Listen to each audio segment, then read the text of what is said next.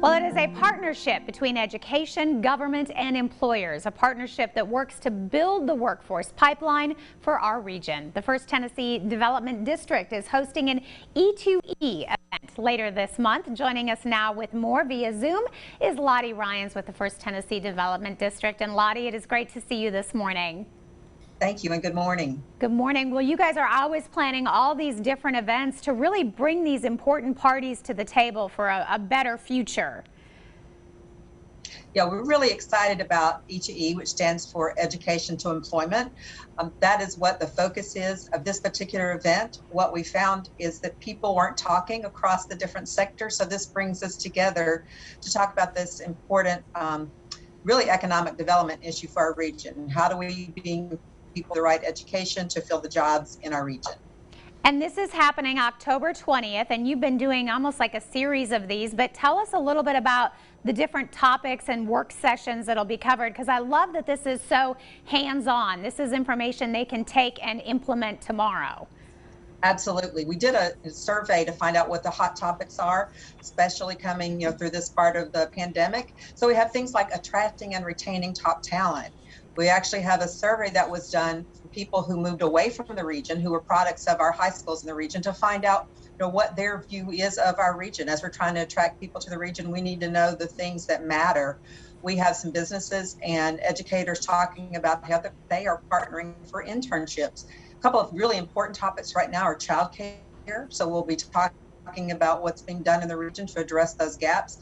And mental health. We know that COVID really had a real big impact on all of us, but we have some folks who deal with youth and some people who deal with adults to talk about the impact of mental health coming out of this pandemic. All very vital topics to where we are today. And you were talking about that survey. Can you kind of tell us what we're seeing right now as the trend? I mean, obviously, we know we are in that process where people are trying desperately to get enough workers to continue to do those day-to-day operations. Where are we as a region in that process? No, we do have some companies who finally hit their numbers, but we have a lot of people looking for employees. So as we look to attract people, what things matter as people are thinking about where they're moving? What amenities are they looking for? What kind of culture do they want to live in? So looking at how we promote the beauty of our region, but people are also saying, are you an inclusive area? I'm going to feel good about having my children go to school. They're raising my family. So those are some really important things for our leaders and our economic development professionals to be thinking about. Yeah, and you mentioned Lottie childcare, and I know that's an issue that we're seeing really across the state, is just not having enough, so many different waiting lists to get kids into different childcare centers. It's pretty amazing. We've been doing some work with childcare centers specifically, and to hear that they're waiting lists are 200 and 250 long, you just know your child will never get there. So we are looking at different ways to build that capacity.